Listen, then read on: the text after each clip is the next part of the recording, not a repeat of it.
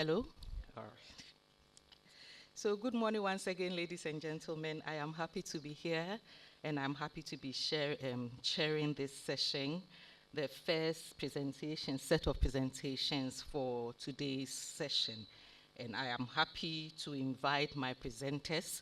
Two of them, we've been told, are joining us virtually.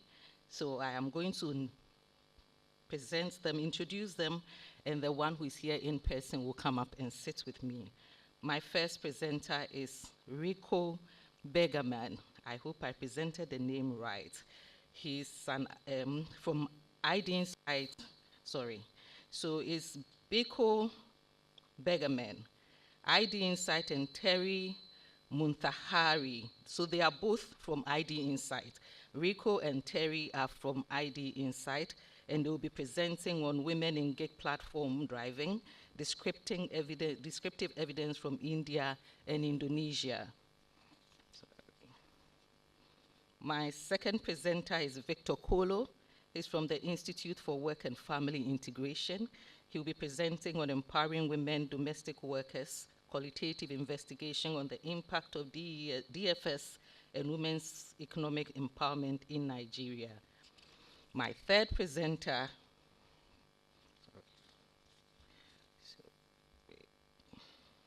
so there are two presenters for this session, yes. So are they both online? So there are three presenters, have two authors, and then the second presentation is by a single author. So if any of them are in here, could you join me up here? All right, you must be Victor.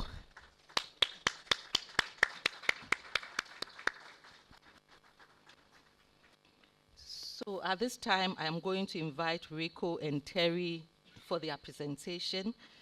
Each presenter has 15 minutes for presentation, and I'm a very accurate timekeeper, so please stick to your 15 minutes. We won't do Q&A, we'll take both presentations, and after that, we'll take your questions. So please stay tuned, I'm sure it will be worth your while. Rico and Terry, let me know when you are ready, and I'll set my timer. Yeah. Hi, Ernest. We're here and we're ready. Give me 10 seconds to be able to share my screen with all of you. Um,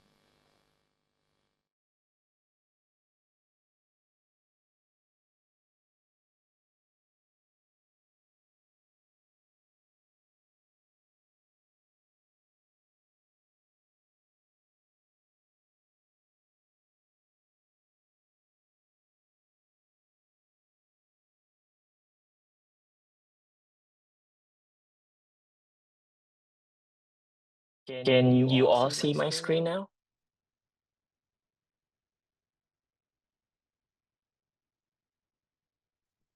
Can see it online, but not sure if everyone can see it in the room.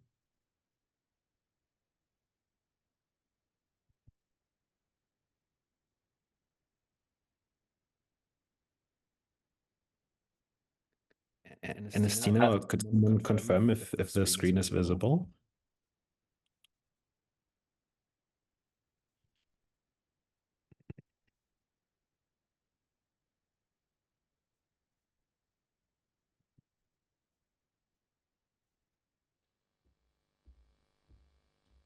It is now, Rico, you can go ahead. Okay.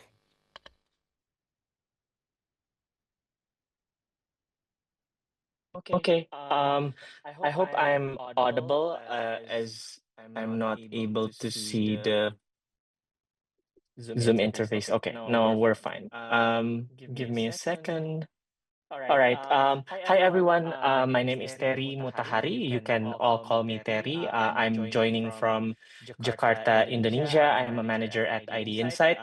Today, I'm presenting this with Rico, who is an associate director based in Johannesburg, South Africa.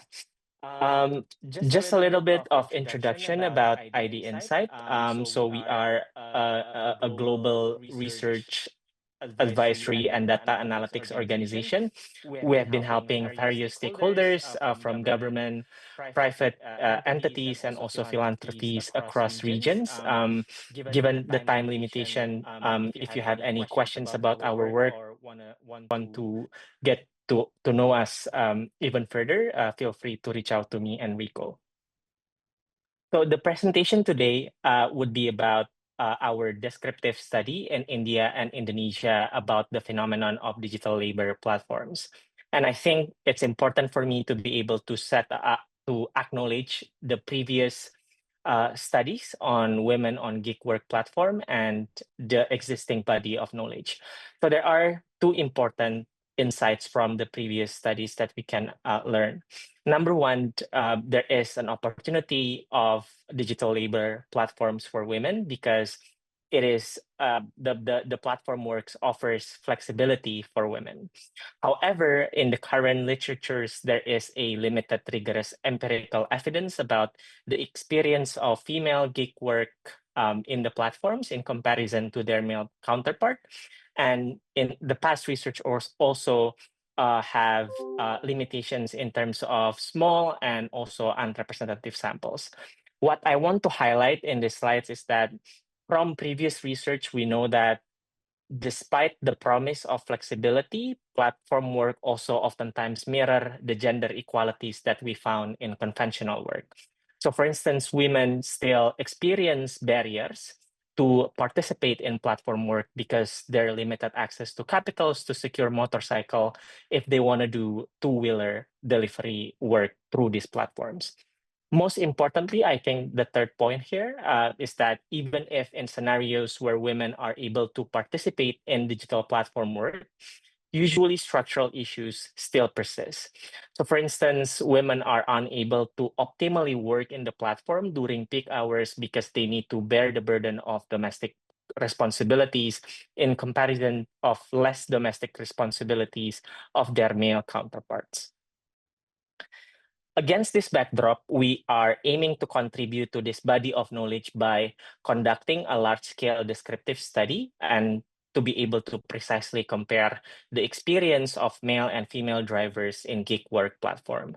This was enabled by our partnership with two prominent platforms in India and Indonesia, where we are able to leverage the platform population data in our sampling exercise to do a comprehensive font surveys to be able to dissect various aspects of working in the driving platform economy. So in terms of sampling and sample sizes, as you can see here in the slides, both in India and Indonesia, we carried out random sampling for male and female two-wheeler drivers in two different in one platform for each country. So in Indonesia, we managed to randomly sample around 13,000 drivers, and in Indonesia, we managed to sample around almost 7,000 drivers. And then in terms of the number of survey completed, we managed to complete surveys of around 2,500 in India, with 400 of them are women. And then in Indonesia, we're able to complete surveys to almost 900 women drivers in that work in the platform. We also need to mention here that all estimates that we presented here are adjusted for sampling and response rates with weights. Okay, so in terms of the population that we're working with for this descriptive study, this is an overview of the population data that we receive from the platform. In column 1 to column 4 here, as you can see, and in panel A in regards to driving patterns, we can see that female drivers in India engage in full-time arrangement of this platform work the lowest in comparison to male drivers in India, but also in comparison to male and female drivers in Indonesia. In panel B, in regards to driver service types or the types of services that the drivers can do through the platform, there are interesting differences between male and female drivers in Indonesia, where female drivers are less likely to do ride-hailing services, taking passengers from one point to another. Higher proportion of female drivers are engaging this work and offering services for food delivery, as there are several safety concerns that female drivers need to unfortunately engage on in their day-to-day work in these platforms. What are the challenges? These are some excerpt from our qualitative interviews from female drivers in Indonesia. There are several incidents of male passengers moving forward closer to the female drivers, which are very unfortunate. And then there are also cases where the passengers are don't believe in the driving skills of the women drivers, so they are offering the women drivers to take the wheel of the motorcycle. So in regards to the surveyed sample that we are able to reach both in Indonesia and India, we are able to identify several similarities and differences. So in India and Indonesia, both female drivers are older compared to their male counterparts. In terms of characteristics of the households, we can see that in India, women they enter workforce after they having children. So female drivers in India are more likely to enter to have children compared to their male counterparts. Whereas in Indonesia, we can see here the female drivers are less likely to be married or have children. One interesting finding that we found from the survey is also in regards to education. So in Indonesia, we found that female drivers are more educated than their male counterparts. And there are several hypotheses that can explain this phenomenon. Two of those is, number one, there are limited professional opportunities for women with higher education in Indonesia. But also, it's possible that female drivers have high preference for the flexibility offered by platform work. In terms of student proportion in both countries, the interesting point that we are able to find through our survey is the fact that there are significant portion of drivers who are student, especially men, but this is not the case in Indonesia. One hypothesis that we have is that for drivers in India, this type of works can serve as a transitory jobs before they find a more long-term employment opportunities. One interesting question that we are trying to answer through this descriptive study is to identify the employment history of the drivers, especially female drivers, before they join platform work. And as you can see here in panel A in Indonesia, male drivers are more likely to have engaged in formal employment before they participate in platform work. In other types of employment, as you can see here, both in India and Indonesia, women are more likely to run businesses before they join platform work, which suggests reliance on informal employment among female workers. But also the proportion of female drivers who are unemployed before they join platform work is also higher compared to their male counterpart in both contexts. So after we try to identify the history of employment of the drivers in these two countries, specifically for India, because the rich administrative data that we are able to gather from platform, which includes compensation data and work hours data, we're able to analyze or compare the gender differences of productivity, the productivity based on gender between the male drivers and also the female drivers. Essentially, what we're doing here, we want to compare the productivity metrics between female and male drivers who work in the same neighborhood on the same week and also during the same time of the day. So based on this exercise, we're able to gather very, very interesting evidence here. So as you can see here in column 1 to column 6, we see that male drivers, they have 3% higher utilization rate compared to female drivers. However, they do fewer deliveries per hour compared to female drivers. At the same time, they are able to earn higher in terms of earnings per delivery or gross earnings per hour. We don't have any definitive explanation on this, but possible explanation that we can propose is that women in India, they take shorter distance order, which are less lucrative, probably because they don't want to leave their neighborhoods for safety concerns. And also, this is a little bit of note here that it's possible that these differences you see here in blue box can be, are influenced by the different days of the week that male and female drivers choose to drive or to take orders on. Because the limitation of administrative data, we don't have granularity of per day compensation and work hours. That's why we're unable to roll this out. After that, we can now proceed with the comparison of gross and net income between female drivers and male drivers, both in Indonesia and India. As you can see here in yellow box, the gross earning among female drivers is higher in comparison to the female drivers in Indonesia. And it's also important here to see that net earnings per hour in India, it's not so different, and this is not statistically significant. But in Indonesia, we can see that male drivers, they're able to secure 31% more income in comparison to their female counterparts.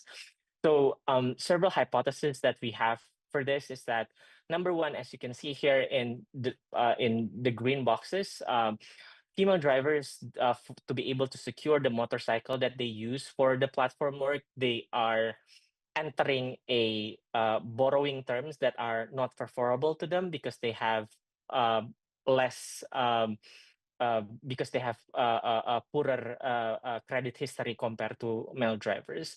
There's also factors of higher parking expenses among female drivers in Indonesia that contributes to less amount of net income because they need to find safer places with higher parking fees. So after all of these findings, what are the conclusions here? We can see that platform earnings are higher in India. And it needs to be said that Indonesian women or female drivers in Indonesia are experiencing tangible disadvantages and challenges in platform work despite the promise of flexibility.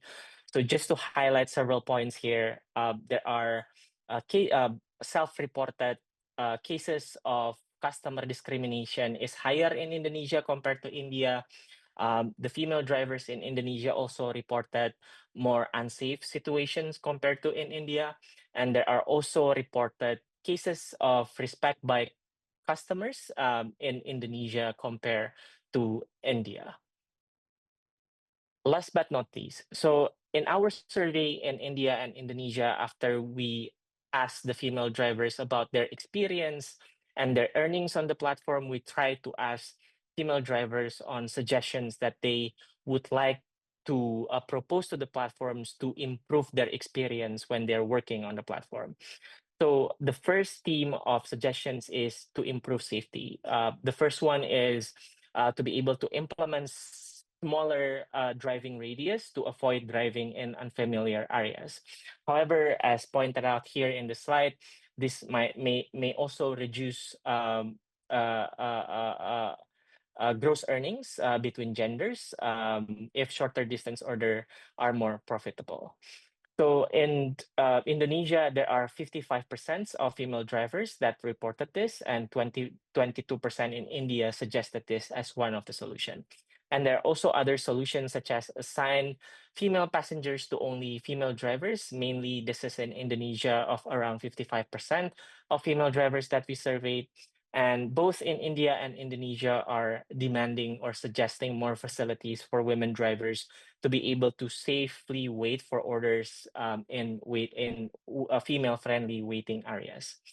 And for sure, one of the most important recommendation here from the female drivers that we surveyed is that earnings are too low, especially in Indonesia, where 22% of women in Indonesia reported this, compared to only 5% in India.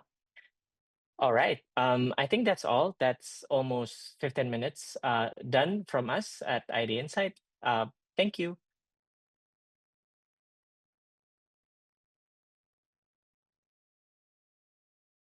Actually, you went over, yeah, about 30 seconds, but thank you. That was really good. And thank you for your insightful presentation. It's quite telling the differences between the two contests in especially in the case of Indonesia, where safety and gender discrimination is still a big deal when it comes to women accessing technology. So thank you. Please keep your questions. We'll take the second presentation, and then we'll get back to Victor, Terry, and Rico for questions. So at this point, thank you, Terry and Rico. I'd like to invite Victor upstage as he presents on empowering women domestic workers, qualitative investigation on the impact of DFS on women's economic empowerment in Nigeria. You have 15 minutes and it starts now.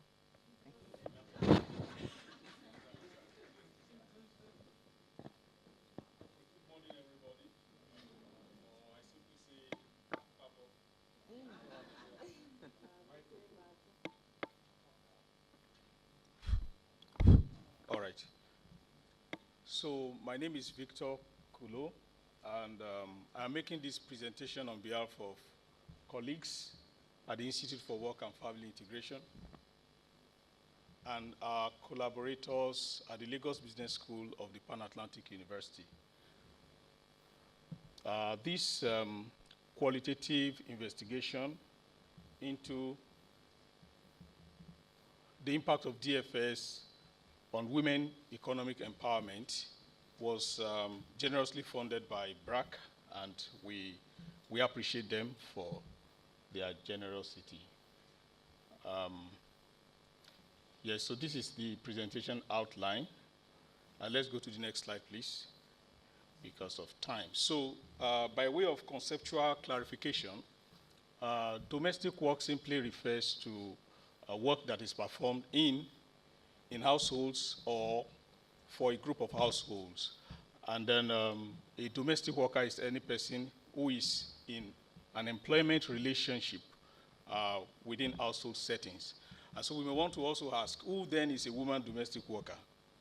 A woman domestic worker is a domestic worker that is of the female gender, that is somebody's wife, maybe a mother, a sister, engaged in domestic work, basically. Next slide. So this slide gives us an idea of statistics globally. 76% of domestic workers are women, meaning that domestic work provides or constitutes a major means of livelihood for women, and that about 10 million domestic workers are bound in Africa. That's a lot. Livelihoods. Domestic work also provides livelihood for 75.6 million people who are aged 15. So as we shall see over the course of this work, although there are people outside the legal socioeconomic age bracket for the Nigerian workforce, our focus is for women who are aged 15 and 60, between 15 and 60. So these 10 million people generally, apart from the social situation of women, which makes them more vulnerable and all of that, by virtue of their socio-demographic characteristics, are usually voiceless. They're usually poor because they also have low education for most of them and low incomes, of course. They are poor and powerless, and that's why we talk about economic empowerment for them. So one of my major takeaways from yesterday's sessions, which corroborates the findings of our study, is that mobile phone ownership is a gateway to digital finance access today. And so it is interesting to note then that 63% of Africans, only 63% of Africans own mobile phones, and just about 37% of them have access to the internet. So we can see that there is also a gender dimension to mobile phone ownership and, of course, DFS access. More interesting is the fact that women are 8% less likely than their male counterparts to own mobile phones.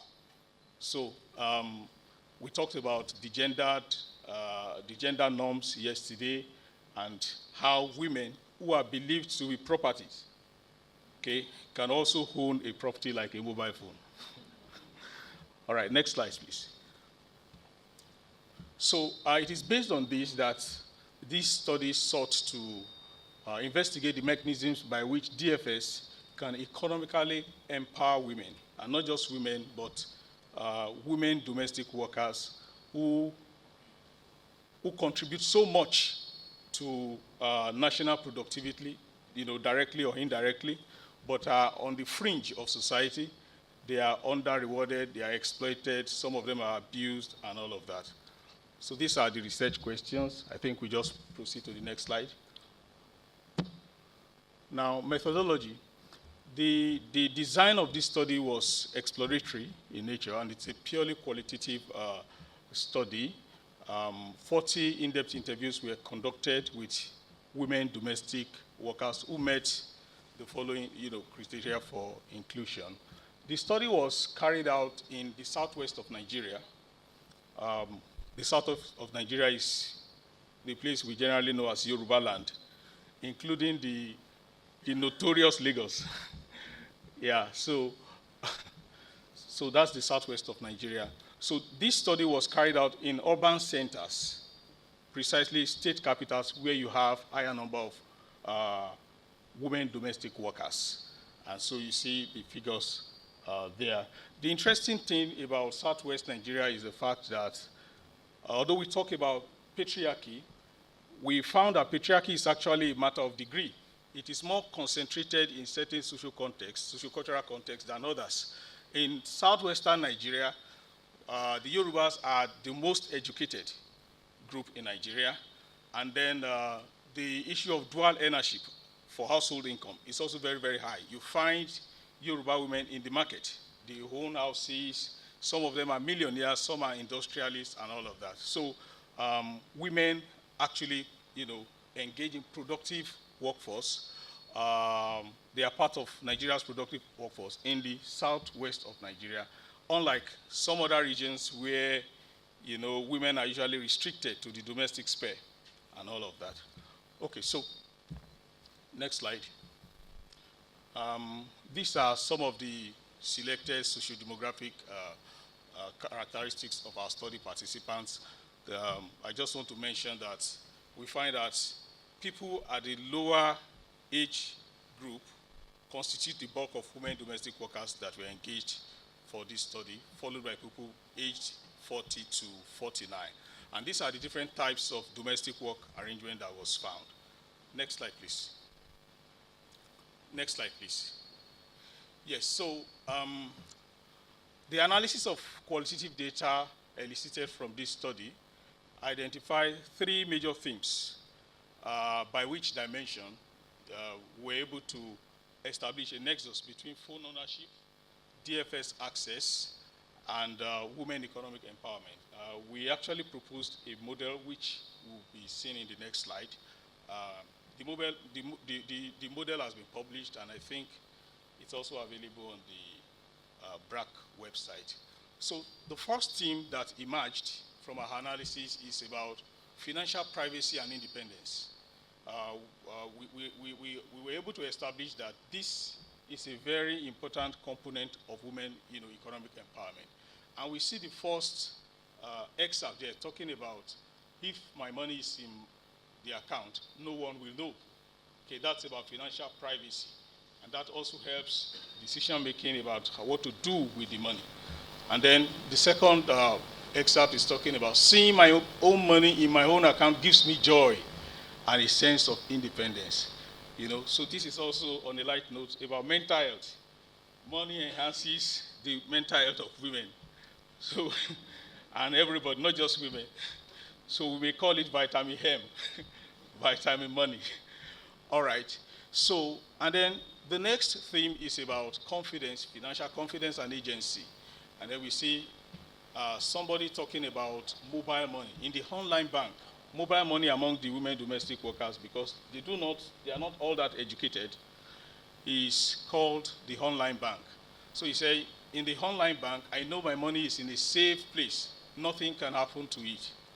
So unlike findings from some studies that were carried out around Ghana, where Mama was talking about banks, stealing. That was the word she used yesterday. stealing people's money and using it to pay their staff. Mobile banks in Nigeria do not charge for service. I mean, banks like MoneyPoint, Kuda, and that is what most of these women use. So they say in the mobile, in the online bank, I know my money is safe. Nothing, it won't reduce, and all of that. Then,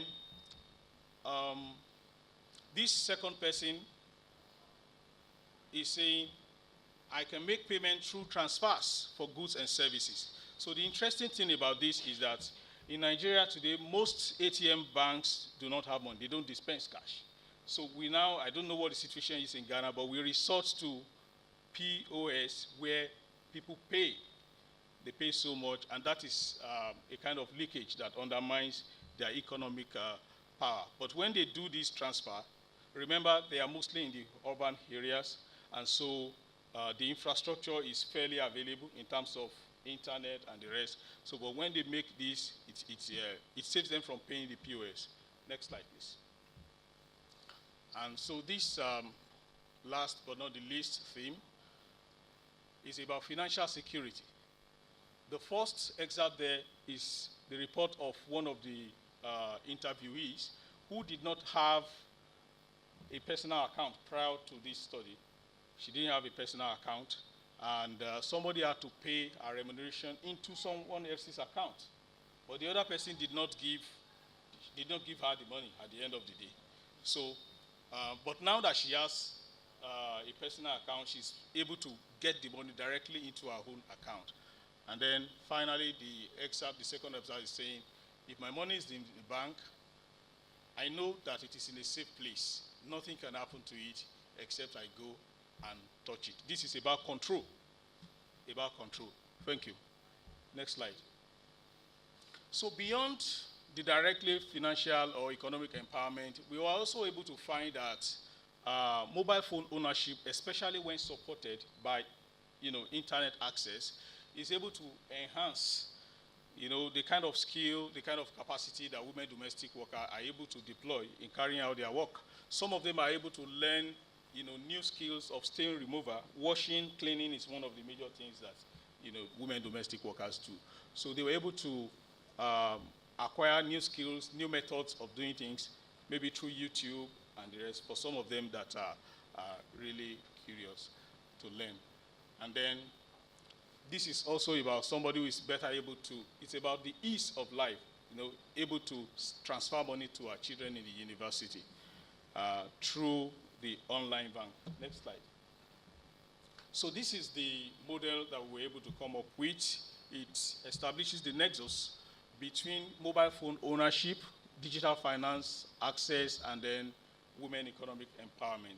We are simply saying that when people own mobile phones, they already are the gateway. They already have the gateway to owning transaction accounts, and then they are also able to access government loans, directly access their personal money, receive and send money, what we commonly call transfer, and then they are also able to save and invest.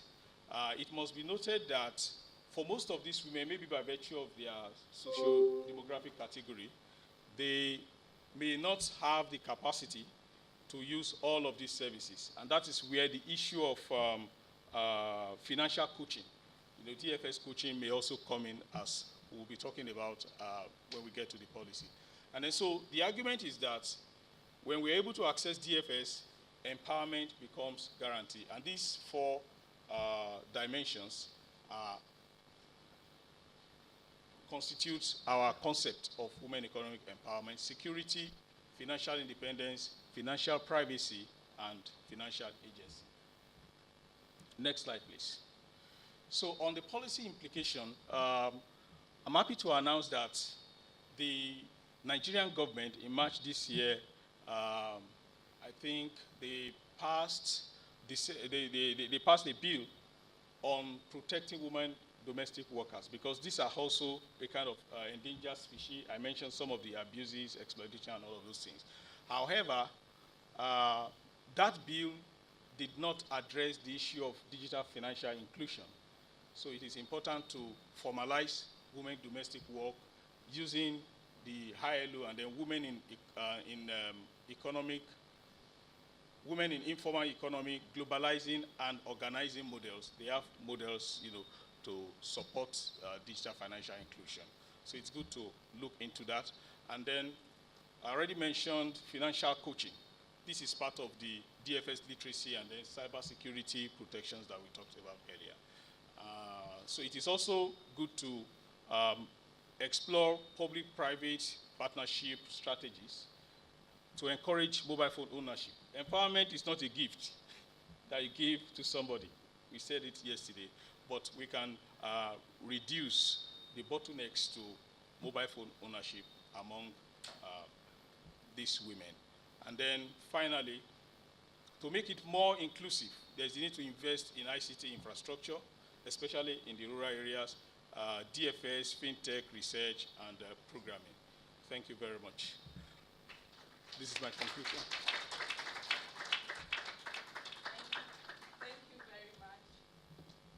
Thank you very much, our presenters, for keeping to time. So you used exactly, in fact, you spared us some 20 seconds. So thank you so much.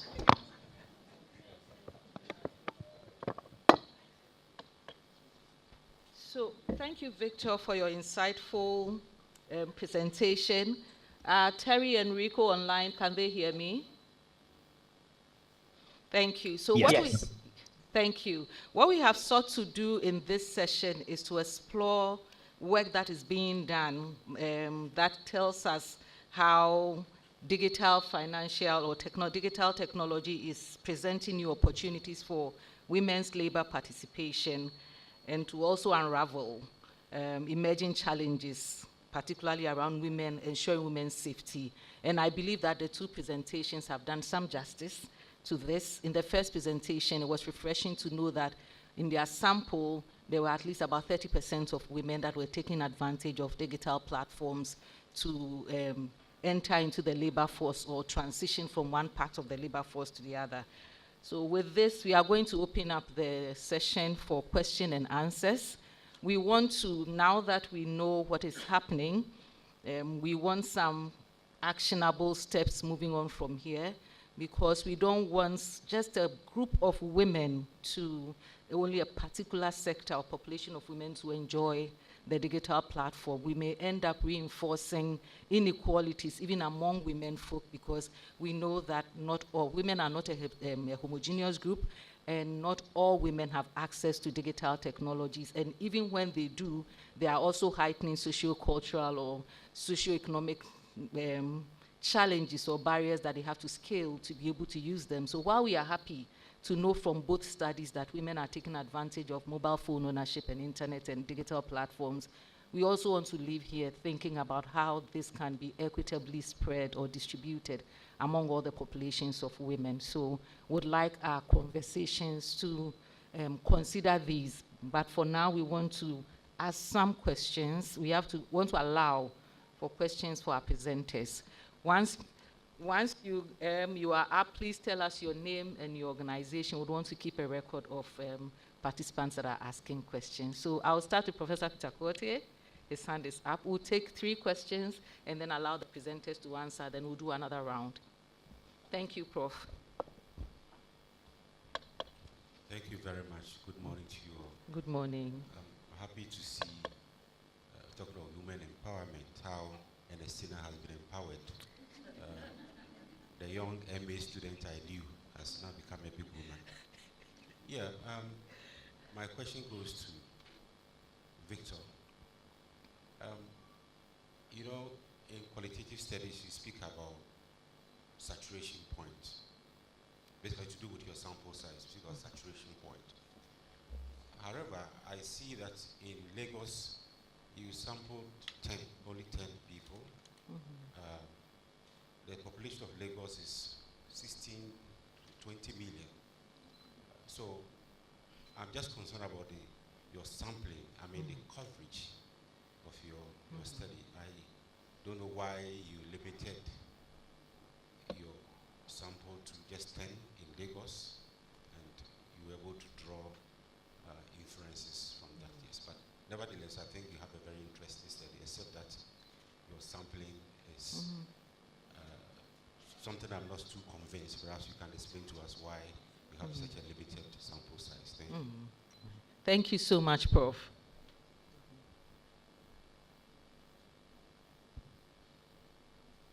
Are there any more questions for our presenters? Yes, there's a question, please. So we'll take 3 questions and then we'll come back. Good morning. Good morning.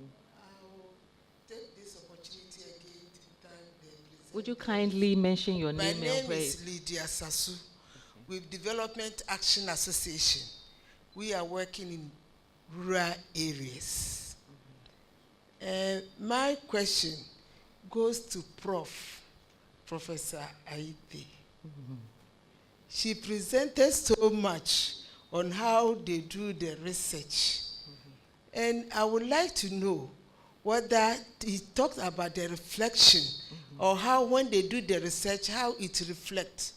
May I know what those you use for the research, do you go back to them to explain, let them be happy of their time that they spent with you, and then they know where you are going, so that that can improve the work that they are doing to get to the stage that you are going? May I know that? Because when we were in Agric, we were taught the researcher and then the policy, the farmer is left behind. You do it on top of us. And we have been always saying that you have to include us, and then the result include us, and then we also will be happy. We are farmers, so we are with you. Please, let me hear from you. Thank you very much. Thank you. Thank you so much for your question. There is a 3rd question, and then we'll allow the presenters and Prof to respond to the questions. Hi, my name is Smith. My question is for Rico and Terry. So, one thing we saw was kind of fraction of women slightly lower in India compared to Indonesia.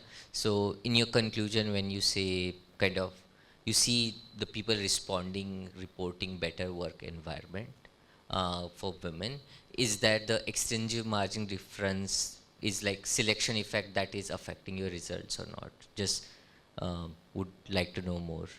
Okay. You didn't tell us what's your name and where you are coming from. Smith. I work with Good Business Lab, and I'm coming from India. All right. Thank you very much, Smith. So we will allow the presenters, first Victor, then Rico, and then we'll allow Prof to respond to Lydia's question. So Victor. Okay, thank you very much, Prof. The question is about saturation, how we came to determine 10. How we came to limit the study population to 10. First, I want to note that the study area was actually southwestern Nigeria, and the sample size that we purposively, set out to include in the study was more than this 40 that we reported here. But it was the same saturation. By the time we started, we stopped getting any further novel information, that we realized that we had reached saturation, and that was how we pegged it at 10. Also to note that the hallmark of qualitative research, Prof, you agree with me, is about depth, contextual depth, and not necessarily generalization as we have it in the case of survey. So that's my response to that. Thank you. Thank you, Victor. Yeah. Thank you. Rico and Terry, would you respond to Smith's question? Yes, I can try to answer the question first. So thank you for the question, Smith. So as part of the sampling strategy for the survey, we also consider stratification strategies. So for instance, in India, we are making sure that the sampling is representative to the 17 states and regions in India. And in Indonesia, we're also using similar strategies of proportionally sampling all the drivers from all the operating districts of the platform that we're working with. So during the sampling process, we are making sure that the sample is representative to different regions and contexts of where the platform is working on. And second of all, in our analysis of the experience of women drivers in Indonesia specifically, we tried to do a sense check whether this experience are exclusively reported by women who only do ride-hailing services through the platform, or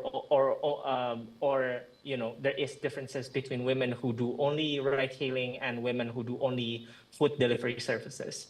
And we found that there is similarities in terms of the challenges that is reported, even though we try to break down the analysis based on the types of services that women or female gig workers in Indonesia are doing. So I guess that is a long way to say that we are trying our best to minimize the sampling bias by doing those exercises. We are confident that these are tangible and real challenges that women across different locations and from different characteristics of age as well are reporting in their day-to-day work and gig work platform. Thank you. Thank you very much, Prof. Prof. Aite. Thank you very much, Lydia. Yes. No, I think you asked a very, very important question. Back in the day, when we finished our studies, we used to organize what we call the dissemination workshops. I don't know whether they are still done, but they're very expensive. And I believe that if they are not being done, it's largely because of the expense associated with it. But we used to have, as part of the budget for every study, every survey that we did, a dissemination workshop. And at the workshop, you have the opportunity to meet with the farmers, the households, the market women, and so on that you studied. It's very expensive, but it's worth doing. It gives them a chance to see what came out of the information they gave you, what you've done with it. It also empowers them. If they have to deal with the district assembly, they have something that they can stand on and have their debates and so on. Today, I look at the kinds of things that I hear being done at the assemblies based on very little research.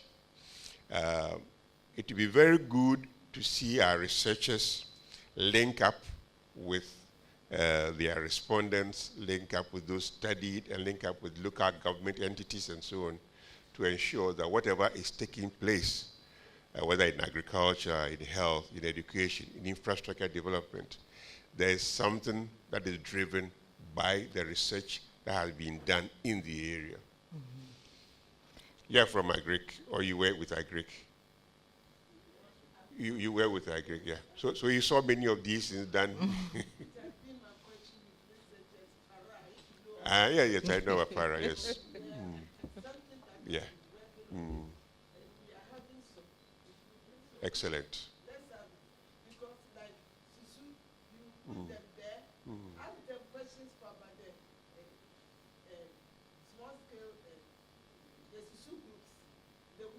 Yeah.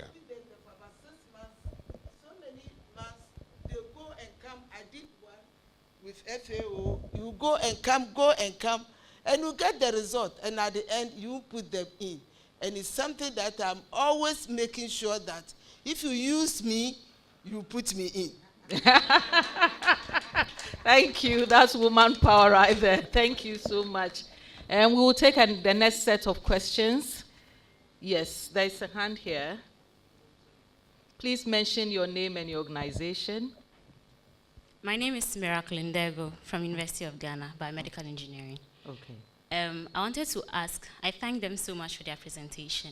I noticed they focused a lot about on the riders and delivery services. Okay. Also want to understand if their research in the future will also consider women on other gig platforms like Upwork, Fiverr, virtual assistant roles as well. All right, thank you. So that's to take Rico and Terry. any more? We'll take 2 questions and then we'll come back. There's a hand over there.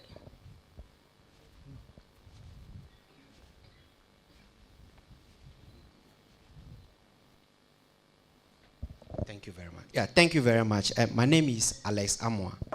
I'm with St. Ghana. Yes, I have a couple of questions. The first one will be a build-up on what Prof.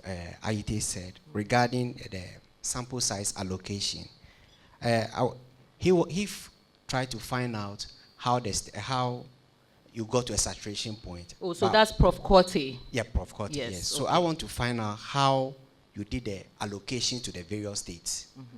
Then the second one will be, what is the difference between the financial independence and financial security, as you have in the chart? Mm-hmm. Then, yes. And then also, what sampling technique did you use in sampling these respondents? Thank you. Thank you. Thank you for keeping your questions brief. I'll take a last question. Yes, yes, ma'am.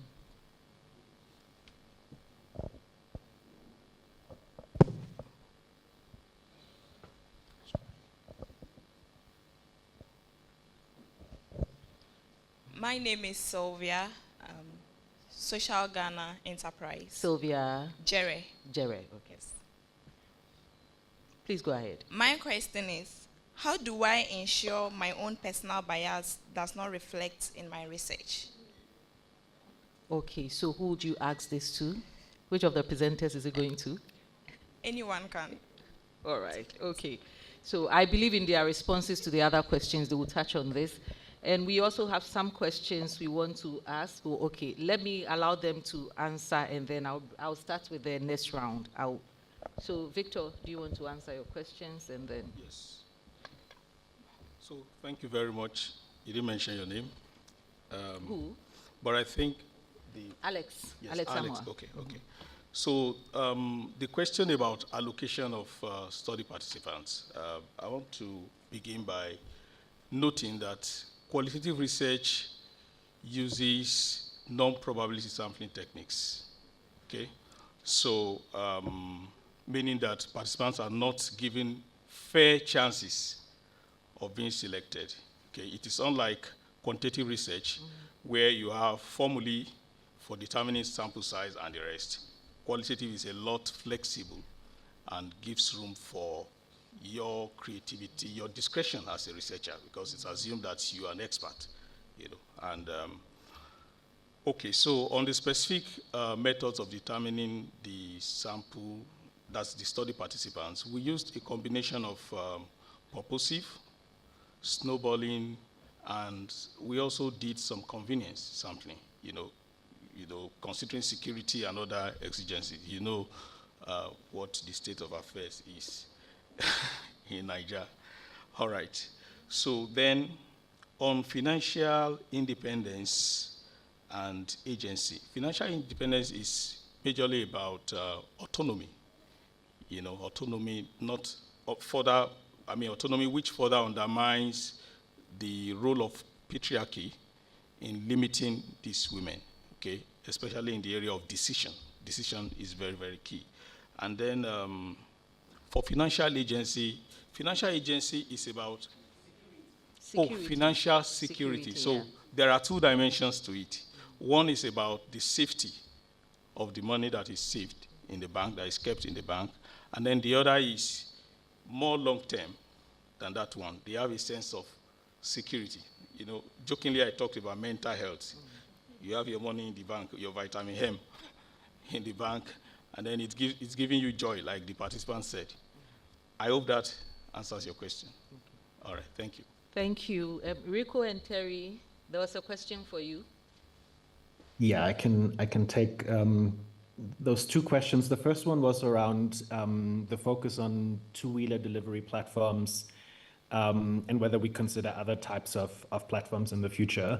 The short answer is definitely yes. We are in conversations with platforms who offer domestic work through their platforms, as well as kind of conversations with platforms that kind of focused on AI-related work.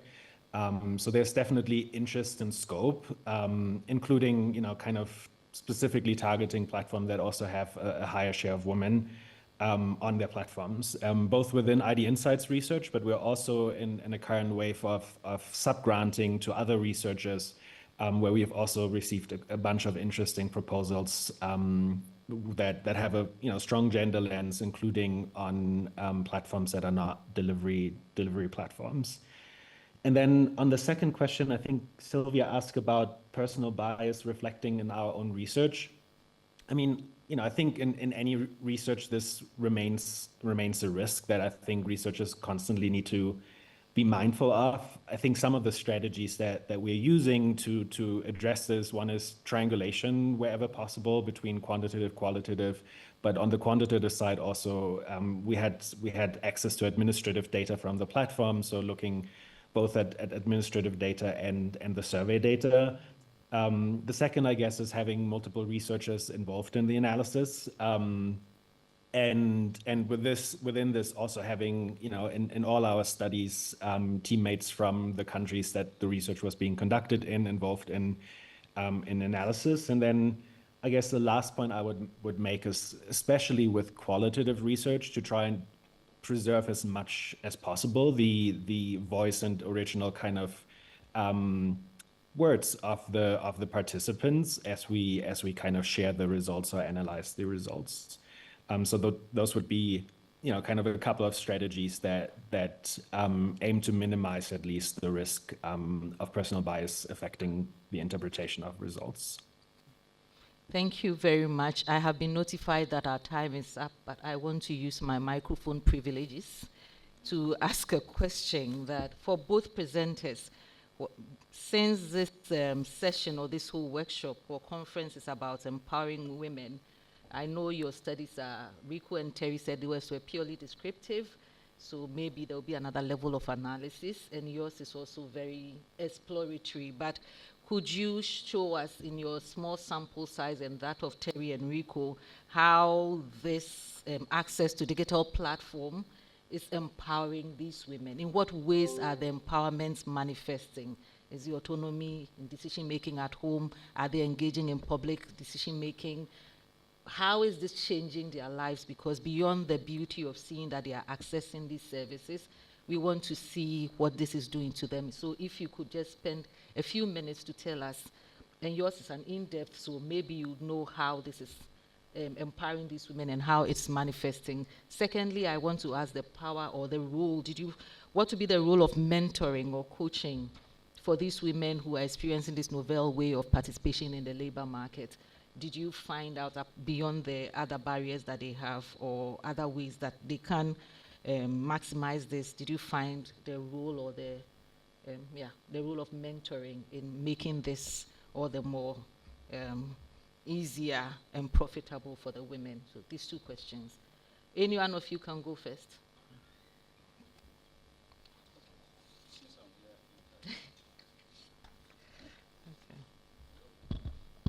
Yeah. Okay, so since I'm here, I think I just go first. So the first question on how these women are feeling empowered, and how is the empowerment manifesting? In what ways? Okay, yeah. So the first thing is that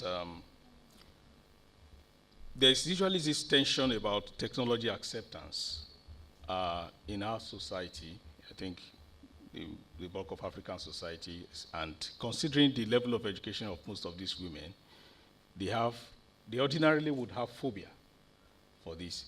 But the mere fact that they're able to own phone and independently carry out basic economic transactions gives them some sense of fulfillment. That is one level of empowerment on its own. Now, beyond that is the fact that the women are also able to block certain leakages. They were talking about how banks, let me use that word again, steal, people's money and use it to pay their banks. The mobile microfinance bank, the online banks that we have in Nigeria, they don't do that. So that helps them block some leakages that would ordinarily have constituted expenditure for them. They are also able to do other things that makes their life easier, like transferring money to people without having to travel in a security fragile, environment and all of that. Then they are also able to save. Some of them are better able to save their money in the bank. The issue of security. They have privacy, they have money in the bank. Nobody has access to it apart from them. Unlike the traditional PG bank, they keep money under the pillow. Yeah. Somebody goes, a naughty boy or girl goes to take the money and then blow it up. So that is one area. Yeah. Yes. Then on the role of mentoring, digital financial services is has a broad spectrum of services. What these women are using at the moment are the basic opportunities that are bound there. There are opportunities for loan, like PiggyVest. You can keep money in PiggyVest and then you get, but they don't know these things yet. They don't know these things yet. Then the area of cybersecurity too, cyber financial security, if you like. It's also important to mentor them, and that, I'm sure, would also increase their trust and, of course, acceptance. So we can, talking about mentoring, we can even, we may want to introduce a train-the-trainer, thing, so that women in similar social situations train their counterparts in other social situations.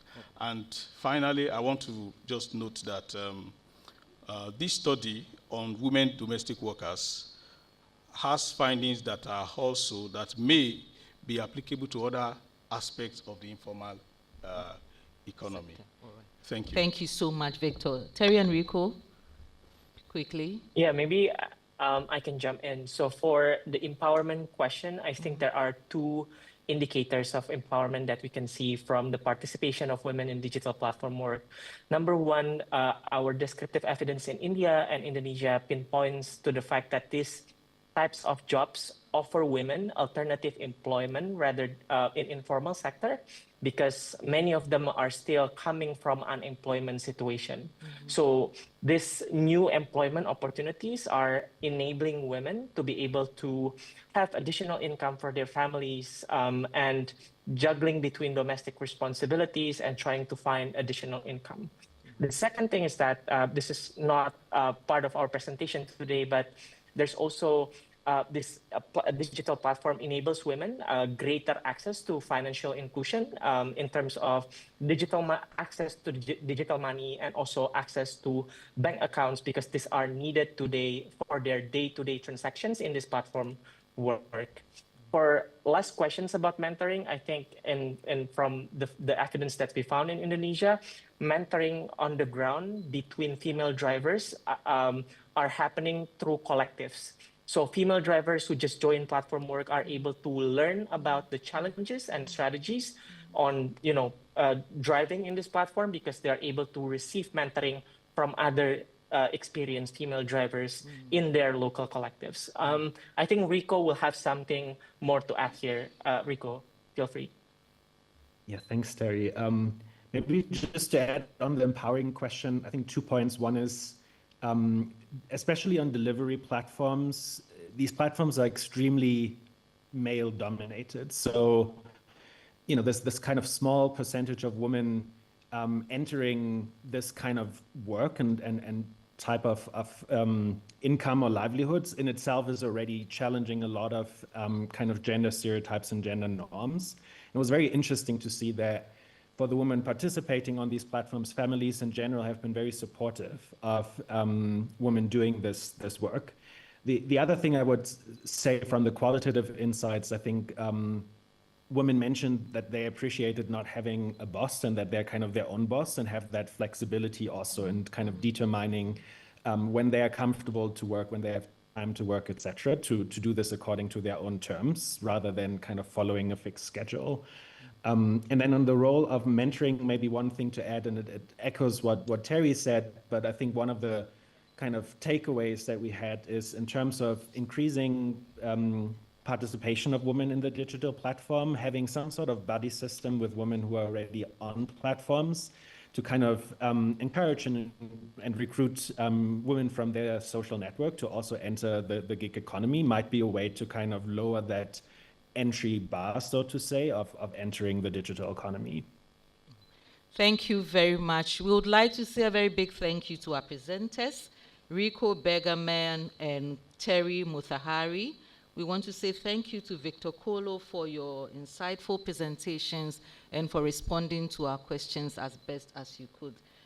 You have given us food for thought. We'll still continue in our various circles as we have snack to talk about the presentation, discuss and see how best this can be inure to the benefit of all women and not just a group of women. So please, can we put our hands together for our presenters?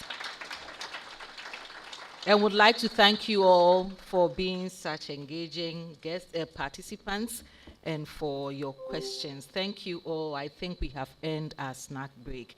Thank you and see you back after snack.